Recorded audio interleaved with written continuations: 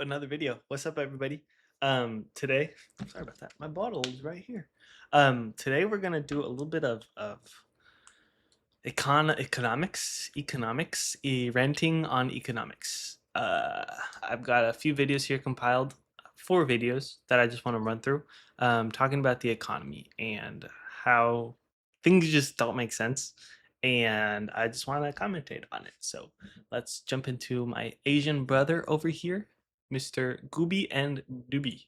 He's gonna talk to us about economy.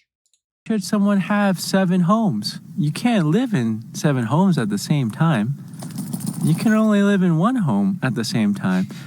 And I mean, maybe I could understand if you want 2 homes because maybe you live in a cold place and in the wintertime. Seattle is interesting because I only really see the wealthy side, at least, yeah, in the city. Because it's like there's so many tech companies, Amazon, Meta, Google, Alphabet, or whatever they go by now, Stripe, all these tech companies, and the wealth is just ridiculous. I mean, I have a friend who does landscaping, and he tells me about people that have like several multi-million-dollar houses, and they hire people to do like $500,000 worth of work to make their backyard look nice, so that they can like entertain people. And I have friends.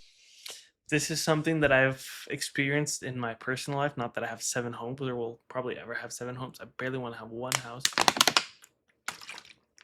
Excuse me, delicious water. But there's this family that have been incredibly generous towards me that I house sit for, or dog sit for, I guess. And it's funny because they recently just sold their house and they're trying to buy a new one or trying to find a new one, and so they're going to move away from the city. But they're currently renting a house. I love the house because it very much kind of matches my apartment when it's old, like 1970s, 1960s, wood floors, wood walls, like very, very old. Think of a starter home, very base starter home that they would have built 1 story, 3 bedroom, 2 bathroom. I love it. Like I love their house, and I've told them that I love their house. But they're renting it from a doctor who owns like 6 other houses, and 4 of them are vacant. They live in one, they rent this one to them, but the other ones are vacant. And they told me that they're paying, I think, $2,000 in rent, um, until they find a new house, and they can afford it. They got money, and they just sold a house for probably 1 point something million dollars in a really, really nice neighborhood. So they got the money. But it's just so interesting how, yeah, these these people have multiple houses and nobody lives in them. And they're in really, really nice neighborhoods, really, really expensive neighborhoods, and nobody lives in them. And I don't know if you've experienced this phenomenon as you're driving in a neighborhood and you see these massive houses, beautiful houses, but completely empty. Maybe it's the way that they're designed so that, because here in America, at least, there's a bunch of, in Houston, Texas, at least too, in the nice areas, there's really, really big windows, straight, so you can see straight into the house. I don't know if it's the architecture design where they make it so that there's a big window there and you don't really see what's inside the house. You don't really see when it's occupied. It's designed for that reason, to see inside the house, but not to really see inside the house. But the houses are always empty. There's no motion, no movement, nothing. Dead. Maybe a dog. Maybe you see a dog or a cat every once in a while in the window. Other than that, completely empty. Um, and there's massive multi-million-dollar homes, but these people don't need these. They don't need 4 of those houses. They barely need 1. I get you, and I agree with the guy. I get like a vacation house. You have a vacation house, get a vacation house, right? You're gonna be there 3 months out of the year, right? Christmas time, and then maybe in the summer. Maybe celebrate New Year's over there. But it is crazy how much people will spend on lawn care too, and it's all to, this is a pattern I've noticed. It's all to just show off to other people. Like, it's all about status, and I think that's something that specifically is found in America. The status symbol of a house, the status symbol of success, is way more important than the actual success or being happy or living in that success. It is just, oh, I have all these assets, I have all this material matter, because nothing else matters. But sorry, let's continue. I have a friend who told me recently he was at a Halloween party for a friend that's in tech, and they They like have catering and like fancy wines and whiskeys and it's just like the wealth is pretty staggering. Why should someone The wealth is incredibly staggering. Some of these people's wealth, I mean, it's just unimaginable. I don't really care that Elon now has multiple trillions, or he's the world's first trillionaire. I don't really care because that really has no implication on me. And it's funny because a coworker, one of my coworkers just purchased a Tesla, or is renting a Tesla, or leasing a Tesla. No, I guess he is. He just did buy a Tesla, and he's paying 400 a month, which is a super good deal because the average car payment is $700 a month, and then he's not paying for gas, and gas is a pain right now. He pays $15 a day, no, $15 a month or a week or something for electric charging, supercharging inside of his house. I think it's $15 a month, and then he gets his electric through Tesla. He gets his insurance through Tesla. So everything's under Tesla. So he's paying like $600 total for a new car, brand new car. Now I just got my car refinanced, and I'm paying $365 for the car, and then I'm paying $250 for the insurance. So I've actually considered selling my car or getting in a gap accident and just getting a Tesla because it's 400. But anyways, my coworker was like, "Oh, I'd rather have Elon suck my balls from left to right or from the back to the front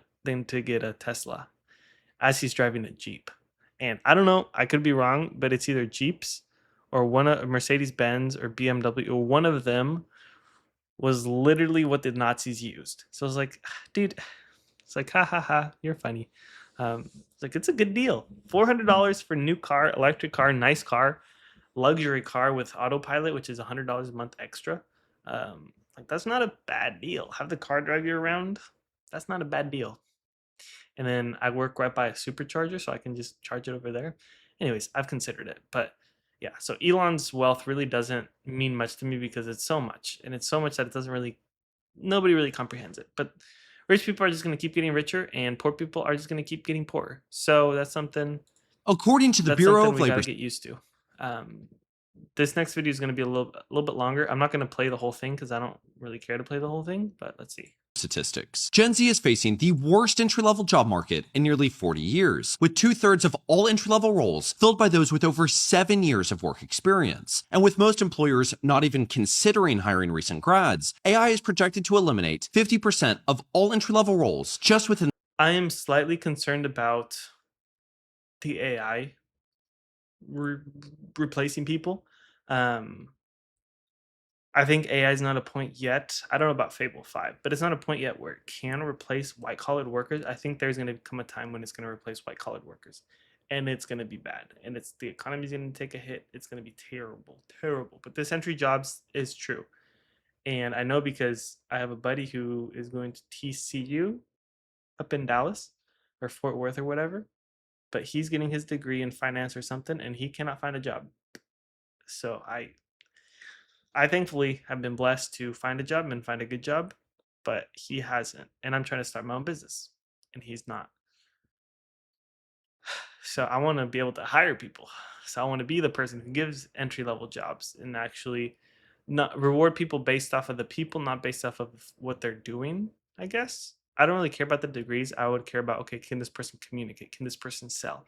Does this person show me that they're driven or they're ambitious or they got the desire to work? That's what I want.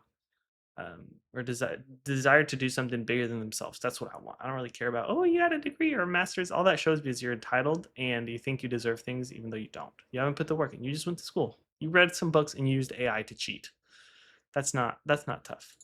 The next 4 years, raising the question, will Gen Z's career be nothing more than dead-end jobs? While you'd think that with every generation having been sold on the importance of a college education, only to then graduate into a job market actively gutting entry-level jobs, that as Gen Z faces the worst layoff since 2009, the second straight year of historic job revisions, stagnant wages, and mass outsourcing, all alongside rapid technological expansion, it would finally be enough to prove the system is failing the nation's workforce. But I think it's clear that it's failing the workforce. I think it's clear. The unemployment statistic is stupid because it doesn't count people who are actively disengaged from the workforce, and it doesn't count people who are hustling for money, Uber eating for money, or Ubering or Door Dashing or any of these side gigs that's technically employed, which is a complete scam because they're not employed. They're not making a livable wage from that. They're losing money doing that. They're not working. They are working, but they're not they're not employed. Instead, society continues to lack any forward thinking. When they talk about the recent grads having a hard time finding work, oh, poor you, suck it up, Buttercup. I came out and started working after the dot-com collapse in 2000. Like, it's supposed to be difficult. Leaving Gen Z to pay the cost of decades of economic mismanagement. What an asshole thing to say. Oh, too bad. One bump. Now, agreed. Try, work harder, figure it out. But at the same time, the system, you got to admit, the system is currently screwing us over, completely screwing us over. This is something that I talked with my mom about. She called me today and we were speaking, and she's like, oh, you don't, I was telling her like my perspective of relationships and the relationship that I'm in, and how I made it clear, like, hey, right now, my priority is my business. My priority is trying to make this work because we can't have a future if I don't have a business going, or I'm not able to get something off the ground where I have that freedom to be a father, or have that freedom to have a nice wedding, to afford a wedding, to do anything, to afford anything. And I was telling mom, she was like, "You don't sound too enthusiastic about a relationship." I was like, "No, I'm just being very realistic. Like if I prioritize, oh, I want to go on dates or I want to go on vacation with my girlfriend, if I prioritize that, everything else falls apart because the woman then becomes the person who you're prioritizing. And you forget about, oh no, I actually have to work.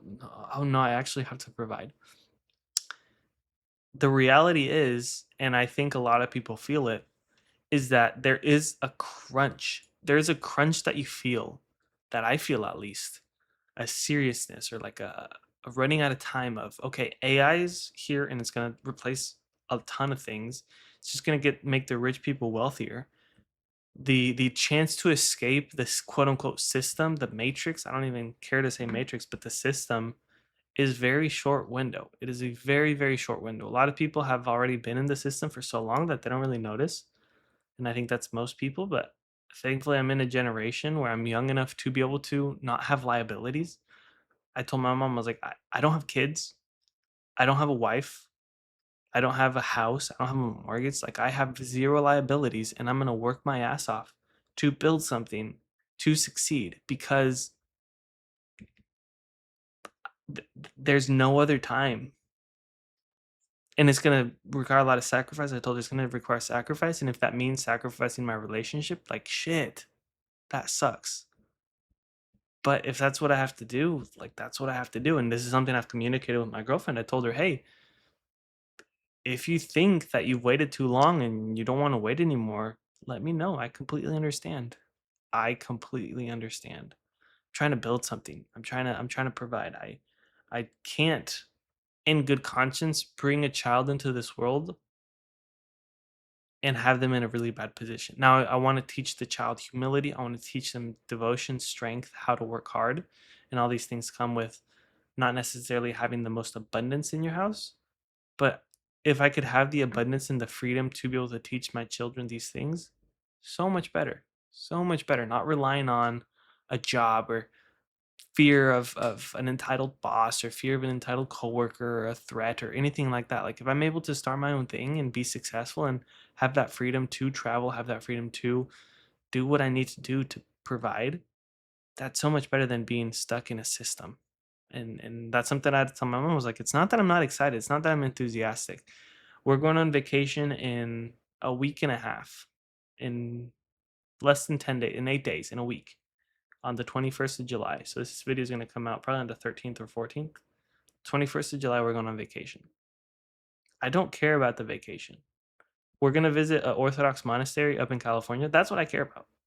That's the part that I care. I'm excited about going, and I'm going to go film coffee shops and try to get gigs there, try to get anything there.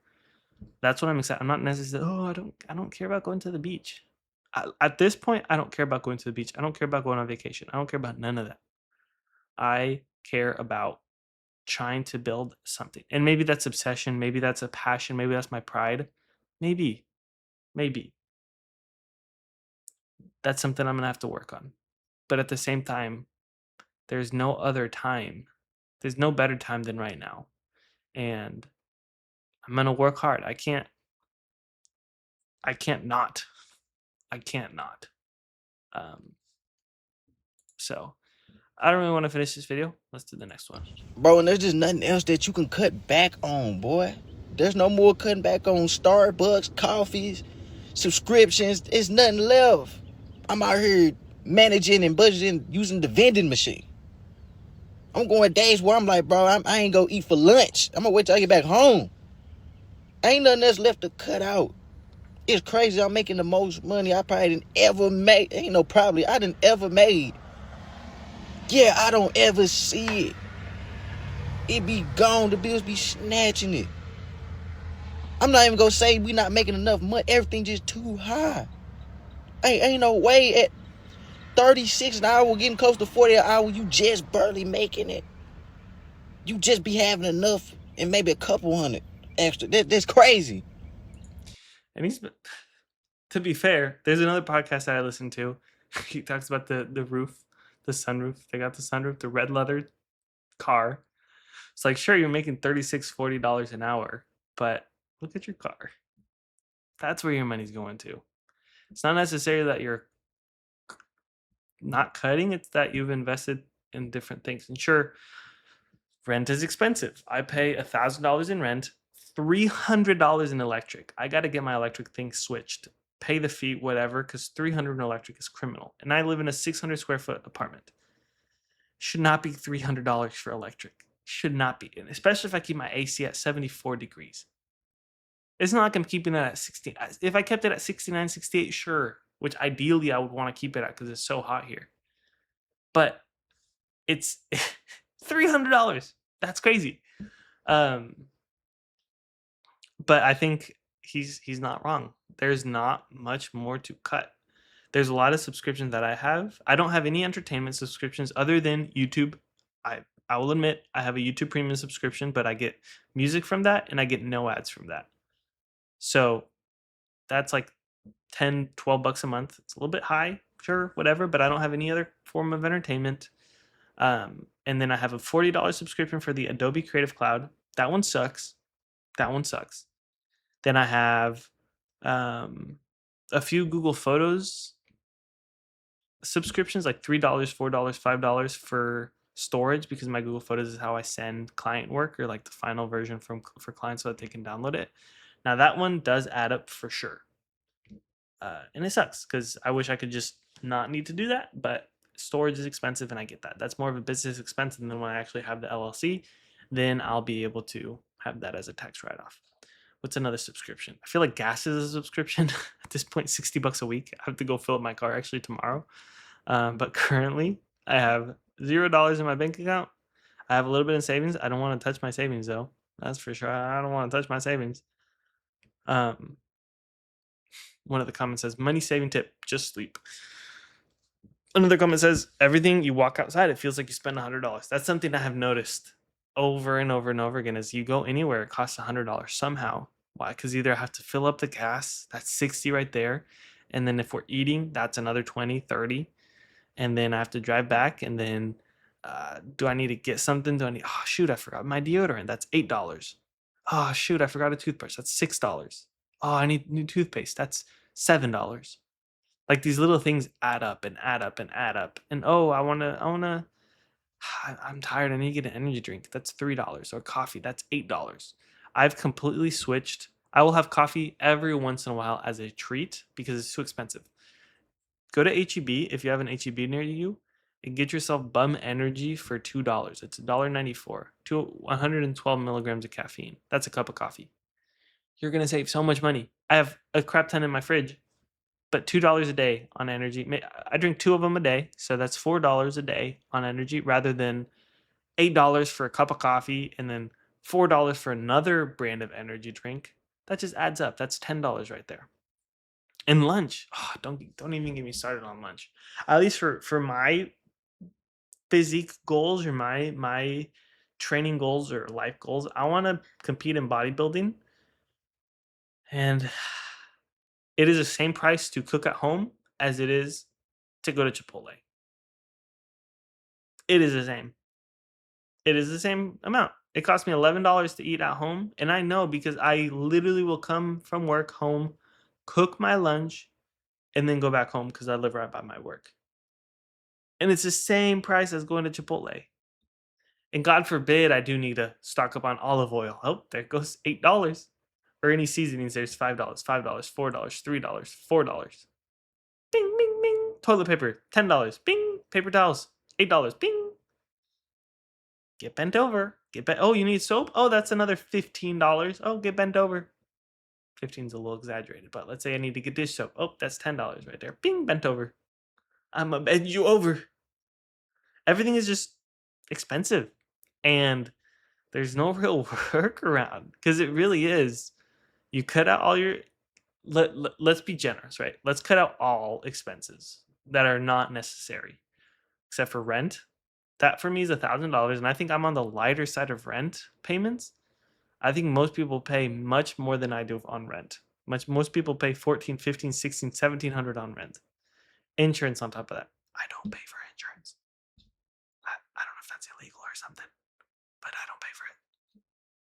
I know I could get it for like $12 a month, but I haven't done it and they haven't asked about it, so I don't really care. I'm not gonna get it unless they say something. Now it would suck if I get my apartment broken into and I don't have insurance or something happens. Oopsie. But they haven't said anything, so yeah. But everything does. Oh, back to the topic. Car note. $700 is the average. I pay $300. Let's go in the middle. Let's do $500. $500 car payment. That's already $1,900. Right? $1,400 for an apartment. $500 for car. $250 for insurance. We're already at $2,100. Add $60 a week. That's $140 or $120 bi-weekly. $240 a month. $240 a month. We're already at $2,300 for $2,340. Then add electric. That's going to be $100, $200. $24, $25. Gas or water, $25, $26. You're already at $2,600. That's a whole ass paycheck. Even for somebody making $36 an hour, that's a whole ass paycheck. That is a whole ass paycheck. And then people now, when they make more money, there's more things that they want to get. Oh, I'm going to lease this, or I'm going to lease that, or I want to do this or that, or oh, I want to get a bigger car. I want to get a nicer car. I want to get a bag. Oh, I want to do this. That's where the money goes. That is where the money goes. Let's do one more video because my brain is shutting You know, in down. 1972, federal minimum wage was $1.60, but you only needed to make $3.51 per hour to afford a home. How do I know that? Math. Can I blow your guys' mind real quick? I have this on my desk. Where is it? Oh, I have it right over here.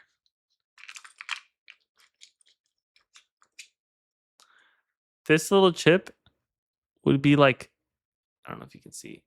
It's an SD card. This is like $300. Cost of storage is expensive. That's not really related to what he's saying. $1 is crazy. Let's compare 1972 to today. In 1972, the median home was $27,000, meaning the average monthly payment was $170 without taxes and insurance, meaning you needed to make $7,300 a year to afford a home. That's $3.51 per hour for one job within that household. Let's compare that to today. 2026, the median home is $403,000. With interest rates at 6.2%, your monthly payment is not going to be $170 a month. It would be $2,230 a month without taxes and without insurance. Meaning, you don't need to just make double minimum wage. You need to make nearly double the median income of an American. You need to make $111,000 a year, according to the National Association of Realtors, to afford the median home in America. You have to make $53.37 just to qualify to afford a home in America, whereas in 1972, That's crazy. two people working minimum wage could afford. That's crazy. $53.37 per hour. That is so much. Imagine if I was getting paid $50 an hour. That'd be crazy. That'd be crazy. $3 though. And it pisses me off that boomers think that they're so smart, so smart for investing in the stock market. Buddy, you were investing in Coca-Cola. You weren't even investing in Coca-Cola. You were putting your money into a fund. What are they called? The S&P 500, like the 500 companies, the biggest companies. You were putting your money, you were giving your money to them, and they were investing it. It wasn't you. You bought Coca-Cola for 2 cents a pop, and now it's at I don't know how much, 100, 200, 300. Of course you're gonna make money.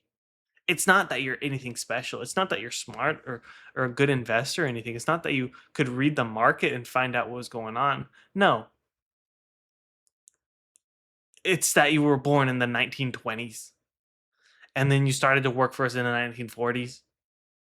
So you were able to, no, to be fair, they weren't born in the 1920s. They were born in the 1940s, 1950s, and then they were able to get into the market right at the peak, right at the peak.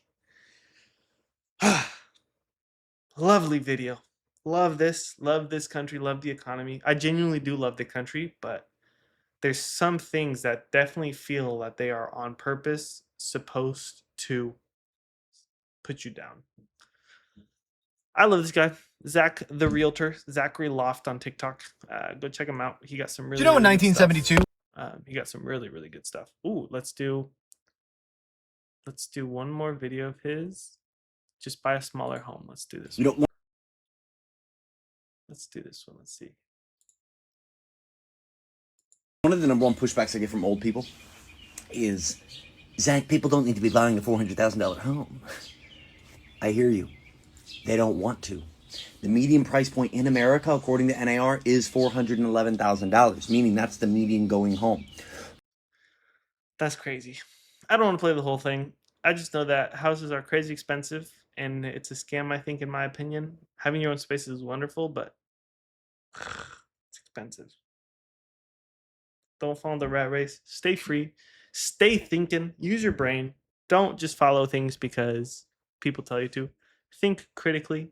Question everything. God bless.